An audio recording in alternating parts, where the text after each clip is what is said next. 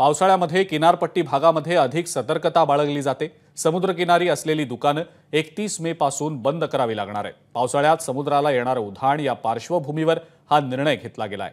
गेल्या वर्षी समुद्राला उधाण आलं आणि दुकानांचं मोठं नुकसान झालेलं होतं आणि त्यामुळे हा निर्णय घेतला गेलेला आहे। या निर्णयाचाच आढावा घेतलाय आमचे प्रतिनिधी अमोल मोरे यांनी। कोकणातल्या गणपतीपुळे समुद्र किनारी असणारे हे स्टॉल्स 31 तारखेला संध्याकाळी 5 वाजेपर्यंत बंद करा, अन्यथा कारवाई करू अशा प्रकारची नोटीस गणपतीपुळे ग्रामपंचायतीनं या स्टॉल धारकांना दिलेली आहे। याचं कारण असं सांगितलं जात आहे की गेल्या वर्षी जून महिन्यामध्ये एक मोठी लाट आली होती, समुद्राला एक उधाण आलं होतं आणि अशा वेळेला हे जे समुद्र किनारी असलेले स्टॉल्स आहेत त्यांचं नुकसान झालं होतं।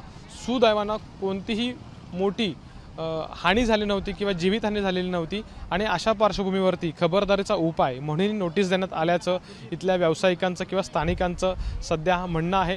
दुसरीकडे जर बघायला गेलं तर सध्या समुद्राला उधाण आहे, पाण्याला करंट आहे, अर्थात रफ सी बोललं जातं याला, आणि त्यामुळे सध्या वॉटर स्पोर्ट ॲक्टिव्हिटी ज्या आहेत त्या या ठिकाणी बंद आहेत। फक्त जेट स्की हा जो प्रकार आहे तो या ठिकाणी सध्याच्या घडीला सुरू आहे।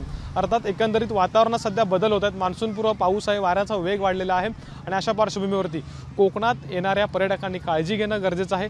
त्याच वेळेला स्थानिक प्रशासन, स्थानिक नागरिक किंवा प्रशासन जे आहे जिल्हास्तरीय किंवा राज्य शासनाच्या ज्या काही सूचना असतील त्यांच्या सूचनांचं पालन करणं देखील महत्त्वाचं आहे। कॅमेरामॅन महबूब शेखसह अमोल मोरे, एबीपी माझा, गणपतीपुळे, रत्नागिरी। एबीपी माझा, उघडा डोळे बघा नीट।